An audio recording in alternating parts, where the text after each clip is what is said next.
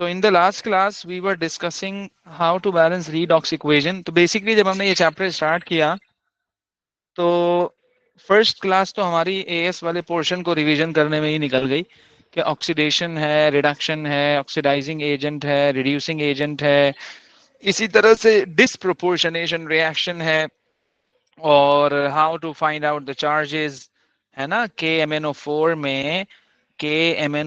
में what is the charge on Mn and K2CR2O7 में what is the charge on Cr, ये सारी चीजें। अब जो हमारा पोर्शन स्टार्ट होता है बेसिकली हमें दो तरह के सेल डिस्कस करने हैं, इलेक्ट्रोलाइटिक सेल और इलेक्ट्रोकेमिकल सेल। तो सबसे पहले हम इलेक्ट्रोलाइटिक सेल को डिस्कस करेंगे। इलेक्ट्रोलाइटिक सेल होता क्या है, मैं पहले डिफाइन कर दूं फिर हम इसको वन बाय वन डिस्कस करेंगे। अब इसमें क्या क्या चीजें हैं हमारे पास, ओके। इसमें हमारे पास क्या क्या चीजें हैं कि इलेक्ट्रोलाइटिक सेल अगर आपको याद हो, इलेक्ट्रोलाइटिक सेल अगर आपको याद हो तो हम क्या करते थे, इलेक्ट्रिसिटी प्रोवाइड करते थे, इजंट इट। इलेक्ट्रोलाइटिक सेल में हम क्या करते थे, इलेक्ट्रिसिटी प्रोवाइड करते थे, ओके। और उसमें क्या होता था कि इलेक्ट्रिकल एनर्जी कन्वर्ट होती थी किस में, केमिकल एनर्जी में, है ना। इलेक्ट्रिकल एनर्जी कन्वर्ट होती थी किस में, केमिकल एनर्जी में, ओके। तो एक तो ये बात थी। दूसरी बात इसमें क्या थी कि वो जो इलेक्ट्रोलाइटिक सेल था ना वो नॉन स्पॉन्टेनियस था। वो जो इलेक्ट्रोलाइटिक सेल था वो नॉन स्पॉन्टेनियस क्या होता है, हमने जब एंट्रोपी डिस्कस की थी, तो हमने ये चीज पढ़ी थी कि what is spontaneous and what is non spontaneous. Non spontaneous means कि आपको उसको करवाने के लिए you have to provide some sort of energy, आपको एफर्ट करना पड़ेगा। ऐसा नहीं है कि वो खुद ब खुद हो जाएगा, ऐसा नहीं है कि वो खुद ब खुद हो जाएगा। बात समझ आ रही है मेरी? तो उसके लिए आपको एनर्जी लगानी पड़ेगी और हम उसको इलेक्ट्रिकल एनर्जी प्रोवाइड कर रहे होते थे भाई। तभी तो इलेक्ट्रोलिसिस होती थी, तभी तो इलेक्ट्रोलिसिस होती थी। अदरवाइज अगर आप उसको इलेक्ट्रिसिटी ही प्रोवाइड नहीं कर रहे हो, हैं भाई, अगर आप इलेक्ट्रिसिटी ही प्रोवाइड नहीं कर रहे हो तो कुछ भी नहीं होगा। ना कोई चीज कैथोड पे जाएगी, ना कोई चीज एनोड पे जाएगी। सही है जी। तो ये तो हो गया इलेक्ट्रोलाइटिक सेल। एक और सेल हमारे पास होता है जिसको हम कहते हैं इलेक्ट्रोकेमिकल सेल। Electrochemical cell. अब ठीक है। इलेक्ट्रोकेमिकल सेल में क्या होता है, उसका रिवर्स। वहां पर क्या हो रहा था, आप इलेक्ट्रिकल एनर्जी प्रोवाइड कर रहे थे, वो केमिकल एनर्जी में कन्वर्ट हो रही थी। अब हम क्या करेंगे, no electricity, no electricity will be provided. अब तो आपको इलेक्ट्रिसिटी यहां से मिलेगी, बात को समझिए जरा।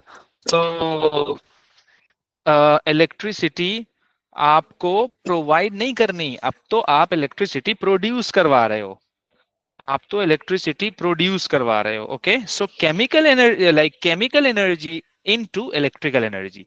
जैसे सेल में होता है ना, जैसे सेल में होता है ना, तो सेल में क्या होता है, वो इलेक्ट्रिसिटी आपको दे रहा होता है। सेल आपको इलेक्ट्रिसिटी दे रहा होता है, आप उससे इलेक्ट्रिसिटी ले रहे हो, आप उसको प्रोवाइड तो नहीं कर रहे हो ना। तो अब हम ये वाला काम करेंगे। तो this cell is known as electrochemical cell. तो आप क्या कर रहे हो, आप तो कुछ भी नहीं कर रहे हो, आपको तो just you have to mix the chemicals. जो भी प्रोसेस होगा मैं आगे बताऊंगा और आपको इलेक्ट्रिसिटी मिल जाएगी। तो व्हाट डज इट मीन कि this is spontaneous, what does it mean कि दिस इज स्पॉन्टेनियस? क्या मेरी बात समझ आ रही है आपको कि इलेक्ट्रोलाइटिक सेल में और इलेक्ट्रोकेमिकल सेल में बेसिक डिफरेंस क्या है भाई? ओके, यस और नो? ये समझ आ गई। ओके, अच्छा। तो अब जो हम डिटेल डिस्कस करेंगे ना वो इलेक्ट्रोकेमिकल सेल करेंगे पहले, फिर इसके बाद फिर हम इलेक्ट्रोलाइटिक सेल पे आएंगे। तो अब कुछ पॉइंट्स मैंने यहां पर मेंशन किए हैं कि number 1 is electricity produced, no need of battery. अच्छा अच्छा, ये मैंने इसलिए लिखा है कि इलेक्ट्रोलाइटिक में जब हम इलेक्ट्रोलिसिस करवा रहे होते थे ओके, इलेक्ट्रोलिसिस करवा रहे, उसमें तो हम बैटरी लगाते थे, उसमें तो हम बैटरी लगाते थे। अब हमें बैटरी थोड़ी लगानी है भाई, अब हमें बैटरी थोड़ी लगानी है। ओके, अब हमें बैटरी नहीं लगानी। अब तो हमें क्या करना है, अब तो हमें बैटरी लगाने की जरूरत ही नहीं है। तीसरी बात कि ये स्पॉन्टेनियस है, कि ये क्या है, स्पॉन्टेनियस है। अच्छा जी, ओके, चलें, ये सारी बातें अपनी जगह हैं। तो अब हमें बेसिकली थोड़ा सा और अगर मैं आपको पीछे लेकर जाऊं, तो हम ओ लेवल्स में और आईजीसीएसई में जब इलेक्ट्रोलिसिस पढ़ते थे, तो हम एक रिएक्टिविटी सीरीज डिस्कस करते थे, जिसको डिफरेंट लोग डिफरेंट निमोनिक से जो है ना बच्चों को याद करवाते हैं। जैसे वो है ना, खाला नसीमा का मंगेतर अली जैन पप्पू हैदराबाद से कॉपर और सिल्वर लाया, मतलब कुछ इस टाइप के। यानी कि थोड़ा सा मैं अगर आपको याद दिलाऊं, तो ये था पोटासियम, देन खाला नसीमा, फिर का मंगेतर, मैग्नीशियम, अली, जैन, पप्पू, फिर नीचे हाइड्रोजन था हैदराबाद से, कॉपर एंड देन सिल्वर। तो मतलब ये एक रिएक्टिविटी सीरीज थी। और हम कहते थे as we go down the group reactivity increases, हम ऐसे कहते थे कि as we go down the group reactivity increases. तो भाई वो रिएक्टिविटी पता कैसे लगी? अब ना हमें उसको इन टर्म्स ऑफ मैग्नीट्यूड बताना है। अब हमें उसको इन टर्म्स ऑफ मैग्नीट्यूड बताना है कि यार अगर वो रिएक्टिव है तो क्यों आप उसको रिएक्टिव कह रहे हो, और अगर वो लेस रिएक्टिव है तो आप उसको क्यों लेस रिएक्टिव कह रहे हो। तो हमारे पास ना नंबर्स आ जाएंगे, नंबर्स। मैं एक और एग्जांपल देता हूं आपको कि यार मेरे पास कॉपर का नंबर है 0.34 और मेरे पास सिल्वर का नंबर है 0.7। तो यार मैं कह सकता हूं कि ये ज्यादा रिएक्टिव है, ये कम रिएक्टिव है। मैं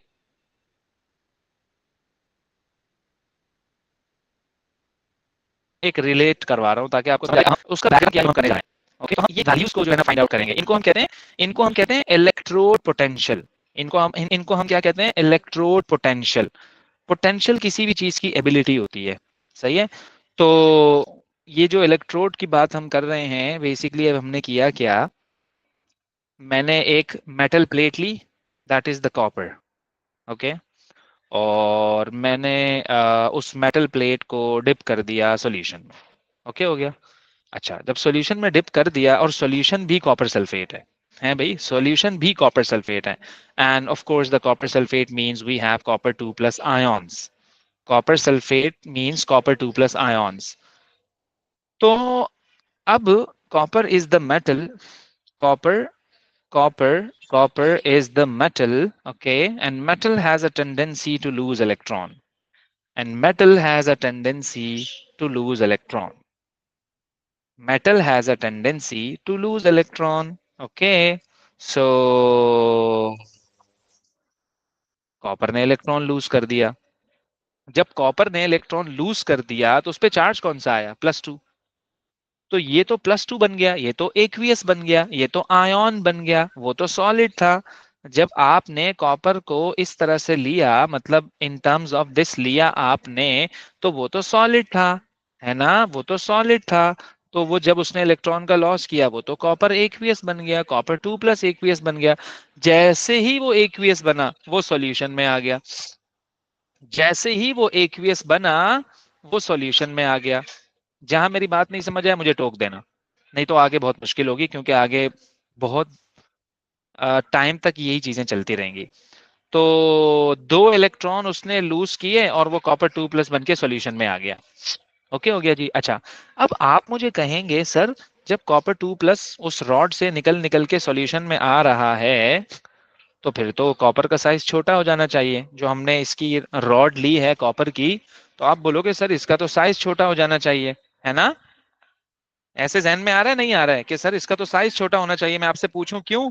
तो आप बोलोगे कि ये तो कॉपर ने 2 इलेक्ट्रॉन लूज किया तो कॉपर +2 बन गया। क्या मैं सही कह रहा हूँ? क्या कहते हो? जी सर। लेकिन लेकिन उसका साइज छोटा नहीं होता है, लेकिन उसका साइज छोटा नहीं होता है। वो क्यों नहीं होता है? क्योंकि देखो बात यह है कि आपके सॉल्यूशन में है कॉपर 2+ के आयोन्स, और से सुनिएगा, आपके सॉल्यूशन में है कॉपर +2 के आयोन्स, और आपकी रॉड पे कौन सा चार्ज है? क्या कहते हो, आपकी रॉड पे कौन सा चार्ज है? हाँ जी, आपकी रॉड पे कौन सा चार्ज है? जल्दी से बताओ, ये जो रॉड है कॉपर की, इस पे कौन सा चार्ज है? हाँ जी, जल्दी से। 2+। नेगेटिव। 2+ तो आयन के ऊपर है ना। अच्छा। और जब उसने और जब उसने दो इलेक्ट्रॉन लूज किए, और जब उसने दो इलेक्ट्रॉन लूज किए, तो वो जो दोनों इलेक्ट्रॉन है वो रॉड पे आ गए। वो जो दोनों इलेक्ट्रॉन है वो रॉड रॉड पे आ गए। तो उस पूरी रॉड पे नेगेटिव चार्ज आ गया। बात को समझो जरा, उस पूरी रॉड पे नेगेटिव। अब आप मुझसे ये पूछो कि सर ये नेगेटिव चार्ज आया कहां से? भाई वो जो कॉपर ने दो इलेक्ट्रॉन लूज किए ना, वो जो दो इलेक्ट्रॉन है वो इस रॉड पे आ गए हैं, तो रॉड को उसने नेगेटिव बना दिया है। क्या कहते हो? है भाई, वो जो कॉपर ने दो इलेक्ट्रॉन लूज किए वो तो रॉड पर ही रह गए, और खुद वो ठीक है। कॉपर 2+ बन के नीचे चला गया। तो इसका मतलब इस पूरी रॉड पर बहुत सारे नेगेटिव चार्जेस जमा हो जाएंगे, जस्ट लाइक दैट। यस और नो? अच्छा। जी। है ना? अब जब नेगेटिव चार्जेस जमा हो जाएंगे, तो opposite charges attract each other. तो इस पे नेगेटिव होने की वजह से जो कॉपर 2+ सॉल्यूशन में होगा वो अट्रैक्शन शुरू कर देगा इस रॉड के साथ। क्या कहते हो? ऐसे ही है? जी सर। अच्छा, अब जो ये आपको चार्जेस नजर आ रहे हैं अट्रैक्ट होने वाले, तो भाई फिर उसने लूज क्यों किया था? है भाई, जब दोबारा अट्रैक्ट होना है तो उसने लूज क्यों किया था? असल में होता पता है क्या है, कि ये दोनों चीजें एक ही जगह पर हैं। बात को समझो जरा, ये दोनों चीजें एक ही जगह पर हैं। तो वो जैसे ही लूज करेगा इलेक्ट्रॉन को, उस पर पॉजिटिव चार्ज आएगा, वो दोबारा से वापस आके अट्रैक्शन शुरू कर देगा। एक इक्विलिब्रियम स्टैब्लिश हो जाता है। एक इक्विलिब्रियम स्टैब्लिश हो जाता है कि कॉपर ने दो इलेक्ट्रॉन लूज करे, कॉपर 2+ बना लिया, फिर दोबारा उसने दो इलेक्ट्रॉन गेन किए, फिर कॉपर बना लिया। एक इक्विलिब्रियम स्टैब्लिश हो गया between the copper and the copper +2 ions. तो तभी तो वो साइज छोटा नहीं हो रहा है उसका। अगर वो सिर्फ इलेक्ट्रॉन लूज करके सॉल्यूशन में ही जा रहा होता, तो यार जाहिर सी बात है उसका साइज तो छोटा होता है, लेकिन अभी नहीं हो रहा है उसका साइज छोटा। उसका रीजन ये है कि जैसे ही वो लूज कर रहा है, तो भाई वो दोबारा से अट्रैक्शन शो कर रहा है, और वो दोबारा से कॉपर में चेंज हो रहा है। और जैसे ही कॉपर में वो चेंज हो रहा है, तो आपकी रॉड का तो जो साइज है वो एज इट इज है। पहले ये बताओ 100% क्लियर है या नहीं है? कोई भी छोटे से छोटा डाउट है तो इसको यहीं क्लियर करो, जल्दी से बताओ। नहीं नहीं सर, क्लियर है, क्लियर। बस बेहतरीन है, गुड है। अच्छा, इसके बाद फिर हम क्या करते हैं? चलो जी, अब हम यहाँ तक पहुंच गए हैं कि यार हमारे पास जो रॉड है उस पे इलेक्ट्रॉन्स हैं बहुत सारे, और उस रॉड के आसपास में कॉपर +2 आके लग गया है। तो एक ग्रेडियंट स्टैब्लिश हो गया। एक क्या हो गया? ग्रेडियंट स्टैब्लिश हो गया। ओके, एक ग्रेडियंट स्टैब्लिश हो गया। अब ग्रेडियंट का फायदा क्या होता है, मैं आपको ये बात बता दूं। देखो, करंट कब फ्लो करता है? करंट कब फ्लो करता है? जब ग्रेडियंट हो वोल्टेज का। करंट कब फ्लो करता है? जब वोल्टेज का ग्रेडियंट हो। ओके, तो मैं आपको इसकी एक एनिमेशन दिखाता हूं कि यार करंट फ्लो करने के लिए हमें किस किस्म का जो है वो ग्रेडियंट रिक्वायर्ड है, ताकि आपका माइंडसेट बने कि यार ये जो मैं यहाँ ग्रेडियंट की बात कर रहा हूँ, ये मैं किस टाइप के ग्रेडियंट की बात कर रहा हूँ। यानी कि अगर आपको यानी कि अगर आपको बॉल यानी कि अगर आपको बॉल को मूव करवाना है, तो पता है कैसी सरफेस होनी चाहिए? सरफेस ऐसी नहीं होनी चाहिए कि यहाँ पर बॉल है और मूव करना शुरू कर दे। नहीं नहीं नहीं नहीं नहीं, बल्कि सरफेस तो ऐसी होनी चाहिए, बॉल खुद ब खुद नीचे आएगी। क्या कहते हो, यस और नो? बॉल तो सरफेस अगर आपकी टिल्ट होगी तो जी। बॉल तो खुद ब खुद नीचे इसका मतलब ये जो टिल्ट आपने किया है इसका मतलब ये जो टिल्ट आपने किया है, यही तो ग्रेडियंट है। जब तक आप ग्रेडियंट प्रोवाइड नहीं करोगे, तो आपका वोल्टेज जो है वो यानी कि आपका करंट फ्लो नहीं करेगा। तो ये जरा देखिएगा, मैं अपनी स्क्रीन शेयर कर रहा हूँ, जस्ट अ मिनट। आपका माइंड सेट हो जाएगा कि इसमें चल क्या रहा है। So okay okay okay, and then you can see this one. सो ये जरा देखिएगा, ये ये ये Suppose we take ये our circuit of a ये battery and a light bulb ऐसे and we make it ऐसे, slightly more complicated by adding a switch. ये स्विच ऑफ कर दिया, इलेक्ट्रॉन रुक गए। जब इलेक्ट्रॉन रुक गए, करंट फ्लो रुक गया, आपका लाइट ऑफ हो गई। ये When the switch opens, the ये charged particles are चीज prevented from passing through. Particles with the same charge repel one another, and they therefore spread out throughout the wire.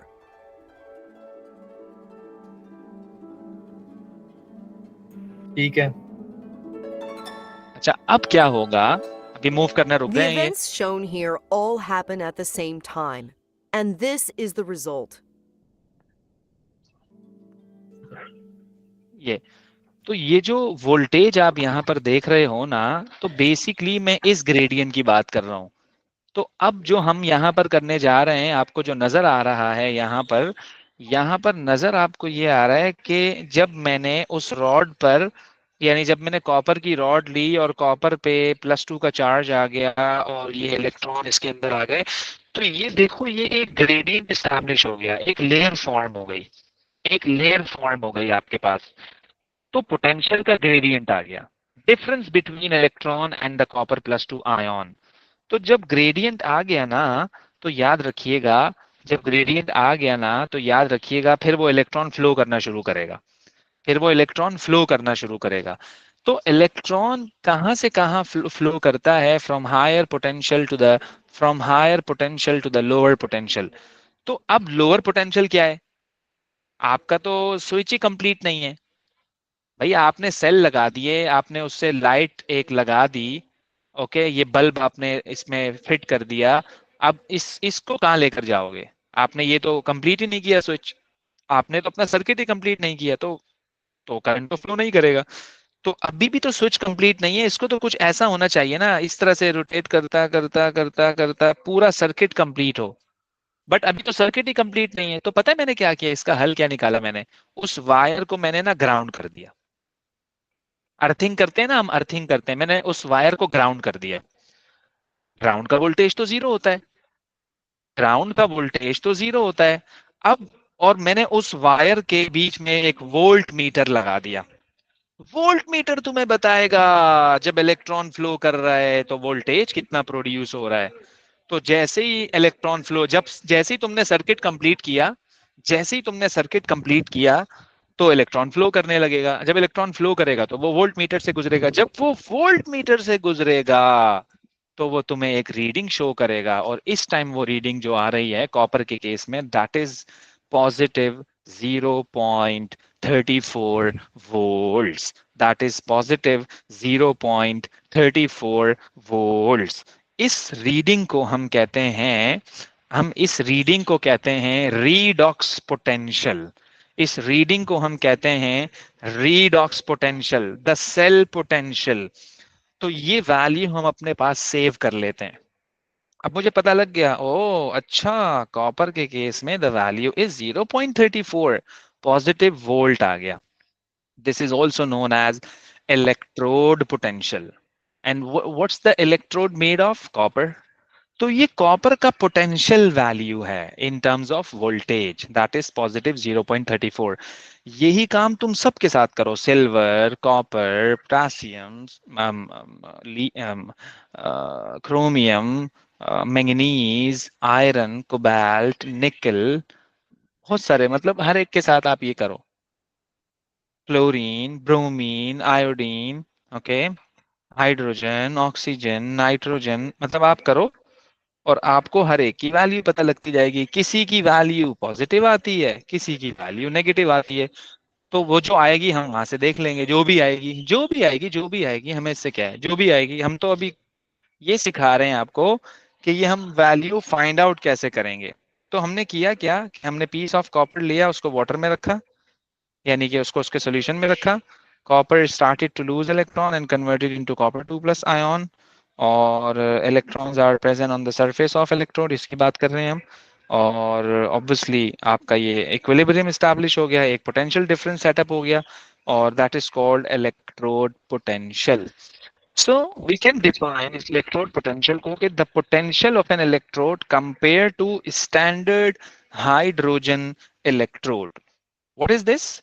Potential of an electrode compared to standard hydrogen electrode. अभी एक नई चीज आ गई, standard hydrogen electrode क्या है? देखो अभी जो तुमने ग्राउंड किया है ना, अभी जो तुमने जुगाड़ लगाया है ना कि उसको तुमने ग्राउंड कर दिया, 0 वोल्ट पे लगा दिया, तो तुमने कह दिया वाह भाई वाह, एक हायर पोटेंशियल हो गया, एक लोअर पोटेंशियल हो गया, electron will start to move.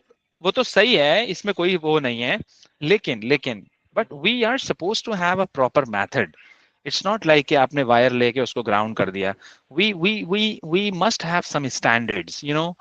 If you remember, जब हम रिलेटिव एटॉमिक मास को डिफाइन कर रहे होते थे, रिलेटिव एटॉमिक मास को डिफाइन कर रहे होते थे, तो वो कैसे करते थे? Mass of anything compare to carbon 12. Mass of anything, तो भाई क्यों क्यों कार्बन से कंपेयर करवा रहे हो तुम? Carbon is our standard. Carbon का mass is 12.0000. Carbon is more accurate. Carbon is your standard, so you will be determining the mass of each and every element by the use of carbon. Carbon is your standard. Okay. तो basically हम ना relative terms describe करते हैं, हम चीजों को relate करवा रहे होते हैं. यार ये घर अच्छा नहीं है क्योंकि तुमने बुरा देखा हुआ है. यार आज मौसम बड़ा गर्म है क्योंकि तुमने ठंडा देखा हुआ है. बात को समझो जरा. यार ये सोफे अच्छे नहीं लग रहे मुझे क्योंकि तुमने इससे भी अच्छे देखे होंगे. अच्छा, अब मैं किसी किसी किसी ऐसे बंदे को जिसने अपनी पूरी लाइफ विलेज में गुजार दी हो, उसको मैं बुलाऊं शहर में, और उसको मैं ले जाऊं किसी शॉपिंग मॉल में, उसकी तो आंखें फटी की फटी रह, जो उसने कभी देखा जो नहीं है. वो कंपेयर करवाएगा, वो कंपेयर करवाएगा. और किसी ऐसे बंदे को जो जिसका काम ही हो महीने में 10-12 चक्कर वो लगाता हो शॉपिंग मॉल के, उसको तुम कहीं और ले जाओ, उसके लिए चीजें नॉर्मल होंगी. तो we do have a comparison, always we do a comparison. तो हम तो अभी जो तुमने कॉपर की वैल्यू निकाली है, ये भी तो कंपेयर किया है तुमने. अगर ग्राउंड ना करते तो क्या होता? फिर सोचो ना, तुम ना करो ग्राउंड, फिर देखो तुम्हें वोल्ट मिलता है नहीं मिलता, सर्किट ही कंप्लीट नहीं हो रहा, इलेक्ट्रॉन फ्लो नहीं करेगा, इलेक्ट्रॉन फ्लो नहीं करेगा, वोल्टेज नहीं मिलेगा. अच्छा, एक और एग्जांपल से समझाता हूँ. आपके हाथ में जो फोन है इस टाइम, मुझे आप इसका वेट बता दो. कभी भी नहीं बता सकते, कभी भी नहीं बता सकते. क्यों? तुम्हें क्या पता यार? 25 ग्राम्स का है, 30 ग्राम्स का है, 100 ग्राम्स का है, 250 ग्राम्स का है, 450 ग्राम्स का है. तुम्हें क्या पता? हाँ, तुम काम ये कर सकते हो कि तुमने वेइंग बैलेंस लिया, उस पर तुमने अपने फोन को रखा और उसने तुम्हें उसका बैलेंस बता दिया. अच्छा, आजकल तो डिजिटल बैलेंसेस आ रहे हैं, पहले तो नहीं थे डिजिटल बैलेंसेस, पहले तो मैनुअली होता था काम. तो अगर मैं आपको याद दिलाऊं वो मैनुअली होता कैसे था, आज भी ये है, लोग कर रहे हैं. कैसे? भाई मैंने आपको कहा यार आप ना एक काम करो, 1 kg एप्पल ले आओ आप. 1 kg एप्पल लेकर आ जाओ. आप गए शॉपकीपर के पास, उसके पास ऐसा ऐसा वेइंग बैलेंस है. ओके. और उसने इसको यहाँ से पकड़ा, यहाँ से उसने उसको पकड़ा. ओके. और यहाँ से पकड़ा उसने, इस तरफ उसने एप्पल रखे बहुत सारे, और यहाँ पर उसने एक वेट रखा 1 kg का. तो अगर ये दोनों इक्वल हो गए तो मतलब ये एप्पल 1 kg के हैं. अगर ये नीचे ज्यादा हो गया, एप्पल ऊपर हो गए, इसका मतलब यार इनका वेट कम है, 1 kg नहीं है, 1 kg से कम है. क्या मेरी बात आपको समझ आ रही है जो मैं कहना चाह रहा हूँ? जाग रहे हो, सो रहे हो? नहीं सर, माइक म्यूट करा था जी, समझ आ गई. ओके. अच्छा, तो ये क्या है? ये स्टैंडर्ड है. अब मैं यही तो कह रहा हूँ, अब मैं तुम्हें सिर्फ ये पकड़ा दूं, बोलूं चलो इसका वेट बताओ, भाई तुम्हारे पास तो कोई स्टैंडर्ड ही नहीं है, तुम किसको किसको देख के तुम इसका वेट बता रहे हो? तो अब जो मैंने लिखा है ना कि the potential of an electrode compare to standard hydrogen electrode SHE, तो ये स्टैंडर्ड हाइड्रोजन इलेक्ट्रोड जो है ये हमारा स्टैंडर्ड होगा. बजाय इसके कि तुम उसको ग्राउंड करो, बजाय इसके कि तुम उसे ग्राउंड करो, तुम्हारा जो रेफरेंस इलेक्ट्रोड होगा, जैसे वहां कार्बन था ना रिलेटिव एटॉमिक मास में, अब जो रेफरेंस इलेक्ट्रोड होगा वो होगा सिंपल या स्टैंडर्ड हाइड्रोजन इलेक्ट्रोड. ये रेफरेंस है. अब हर वैल्यू को तुम इससे कंपेयर करोगे, चाहे वो कॉपर हो, चाहे वो सिल्वर हो, चाहे वो कोई भी हो. अब मैं चीजों को ग्राउंड नहीं करूंगा, अब मैं साथ में ये रेफरेंस यूज करूंगा। अब कैसे करना है मुझे ये रेफरेंस यूज? तो पहले तो ये तो पता हो कि ये बनेगा कैसे। पहले आपको एटलीस्ट ये तो पता हो कि स्टैंडर्ड हाइड्रोजन इलेक्ट्रोड जो है मेरे भाई वो कैसे बनता है। जब तक आपको ये नहीं पता होगा तो आप कंपैरिजन कैसे कराओगे? Okay, so standard hydrogen electrode जो है वो एक ट्यूब होती है, ग्लास की ट्यूब, जैसा कि आपको नजर आ रही है यहाँ पर, ये ग्लास की ट्यूब है। और उस ग्लास की ट्यूब में हमने प्लैटिनम वायर लगाया है। उस ग्लास की ट्यूब में हमने प्लैटिनम वायर लगाया है। और फिर उस प्लैटिनम वायर में हमने हाइड्रोजन गैस को एडसॉर्ब करवा दिया है। और उसको हमने डिप कर दिया है HCl के सॉल्यूशन में। और उसको हमने डिप कर दिया है HCl के सॉल्यूशन में। It's just like that. ये जरा देखिएगा, it's just like that. Okay, ये The हमारे electrode पास है। consists of platinum wire sealed in a glass tube and has a platinum foil attached to it. The foil is coated with finely divided platinum and acts as platinum electrode. It is dipped into an acid solution containing H plus ions in 1 molar concentration of HCl. Pure hydrogen gas at 1 atmospheric pressure is constantly bubbled into the solution at constant temperature of 298 K. The surface of the foil acts as a site for the reaction. सही है जी। तो ये ठीक वाला है। काम करने के बाद जब हमारे पास स्टैंडर्ड हाइड्रोजन इलेक्ट्रोड बन गया, अब आपको एटलीस्ट पता लग गया कि यार स्टैंडर्ड हाइड्रोजन इलेक्ट्रोड बना कैसे। इसको हम शी भी कहते हैं, सिंपल हाइड्रोजन इलेक्ट्रोड, SHE। तो ये जब हमारे पास बन गया, अब ये मेरा अब मैं इसको एज अ रेफरेंस यूज करूंगा। अब मैं इसको एज अ रेफरेंस यूज करूंगा। और इसके वोल्टेज को हमने सपोज किया हुआ है कि दैट इज 0.00 वोल्ट। 0.00 वोल्ट, इसको हमने एज अ स्टैंडर्ड कंसीडर किया हुआ है। ओके, इसको हमने एज अ स्टैंडर्ड या you can say as a standard consider किया हुआ है। ओके, अच्छा। दूसरा ये कि यूज कैसे करें इसको हम। सो अब मैंने ना कुछ इस तरह का सेटअप लिया। ये मैंने लिया जिंक और ये मैंने लिया आपका शी, सिंपल हाइड्रोजन इलेक्ट्रोड, क्योंकि मेरा रेफरेंस है। पहले मैं क्या कर रहा था, उसको मैं ग्राउंड कर रहा था। अब मैं ग्राउंड नहीं कर रहा हूँ, अब मैं प्रॉपर काम कर रहा हूँ। अब मैं प्रॉपर काम कर रहा हूँ, एक स्टैंडर्ड को यूज कर रहा हूँ। अब मैं स्टैंडर्ड को यूज करके एक प्रॉपर काम कर रहा हूँ। तो अब हम करेंगे ये कि अच्छा, अभी भी आपका सर्किट इनकम्प्लीट है, मैंने सॉल्ट ब्रिज लगा दिया। मैंने क्या लगाया है, सॉल्ट ब्रिज लगाया। बेसिकली सॉल्ट ब्रिज हम क्यों लगाते हैं? अपने सर्किट को कंप्लीट करने के लिए। सॉल्ट ब्रिज हम क्यों लगाते हैं अपने सर्किट को कंप्लीट करने के लिए, ताकि पता है क्या हो, ऐसे आए और ऐसे जाए, सर्किट कंप्लीट करे अपना। ओके, सर्किट अपना कंप्लीट करे। जब तक सर्किट कंप्लीट नहीं होगा तो काम नहीं बनेगा भाई, इलेक्ट्रिसिटी फ्लो नहीं होगी, वोल्टेज ही प्रोड्यूस नहीं होगा। और जब तक वोल्टेज, अपना माइक म्यूट कर दो, जब तक वोल्टेज प्रोड्यूस नहीं होगा तो आपको पता कैसे लगेगा चीजों का। तो हम जो असल काम कर रहे हैं वो तो वोल्टेज वाला काम कर रहे हैं। बेसिक पर्पस हमारा ये है, बेसिक पर्पस जो है वो हमारा ये है। अच्छा, मैं आपको एक थोड़ा सा डेमोन्स्ट्रेशन बता दूं कि ये जो काम होता है हमारे पास इलेक्ट्रोकेमिकल सेल में, ये कुछ ऐसा हो रहा होता है कि मैं सॉल्ट ब्रिज की आपको प्रॉपर प्रैक्टिकल प्रैक्टिकल वो बता दूं कि यार असल में हम इसमें क्या कर रहे होते हैं। जरा देखिएगा, ये देखो जरा, ये रीडिंग ही चेंज नहीं हो रही है। ये डाल दिया सॉल्ट ब्रिज, ये देखो, वो देखो रीडिंग, रीडिंग देखो भाई, रीडिंग देखो, रीडिंग देखो।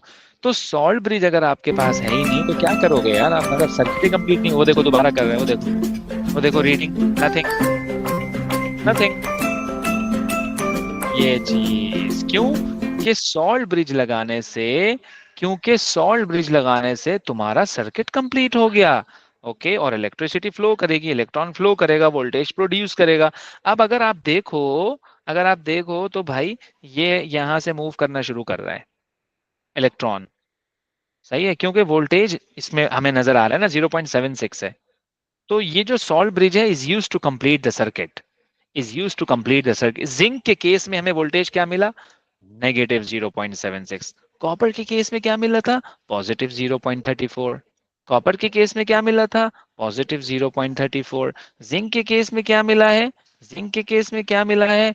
नेगेटिव 0.76। तो भाई हर एक के केस में अलग अलग चीजें आपको नजर आएंगी। तो याद रखिएगा ये चीजें फिक्स नहीं होती, हर एक का डिफरेंट होता है, हर एक का अलग अलग होता है।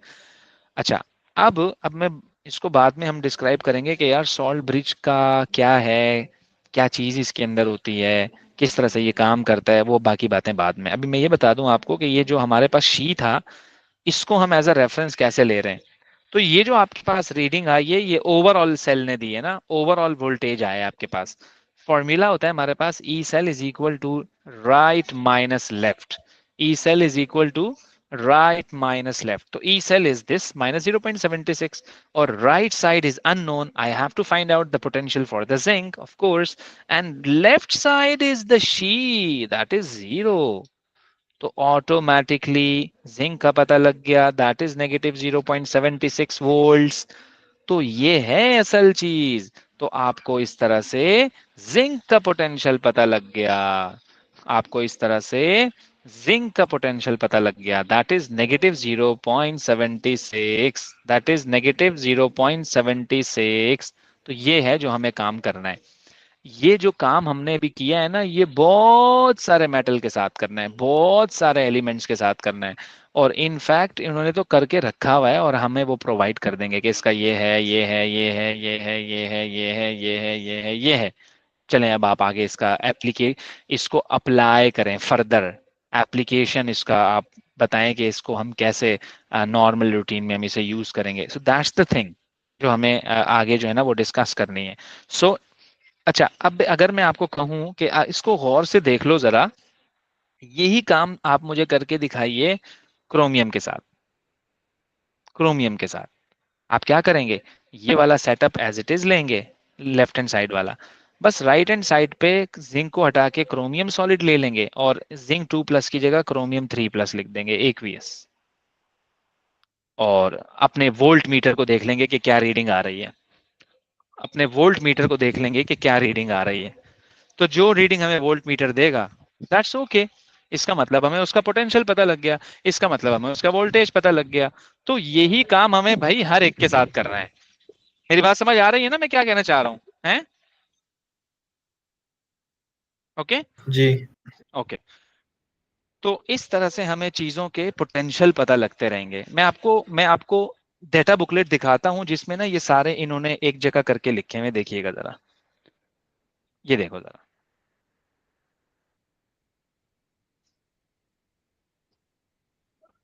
ये देखो जरा, क्लोरीन का, फिर H2O8 का, H2O2 का, MnO4 का, PbO2 का, O2 का, ClO का, NO3 का, 2.87, 2.01, ये भाई ये सारे आपके सामने जो है ना वोल्टेजेस इन्होंने लिखे हुए हैं। तो हमें बेसिकली हम यही काम कर रहे हैं। अब मैं बाद में आपको बताऊंगा कि यार इनकी एप्लीकेशन ये देखो जरा, Ag है, Al है, बेरियम है, ब्रोमीन है, कैल्शियम है, क्लोरीन है, कोबाल्ट है, क्रोमियम है, कॉपर है, आयरन है, आयोडीन है, मैग्नीशियम है, मैंगनीज है, नाइट्रेट है। मतलब ये कि ये जो सारे आपको नजर आ रहे हैं ना, ये इसी मेथड से ही किए हैं हमने, ये कोई अलग मेथड नहीं है। टॉपिक भी वही है, सब चीजें वही हैं। तो हमें ये सारी चीजें इसको जो है ना वो वन बाय वन जो है वो हमें डिस्कस करना है। ओके।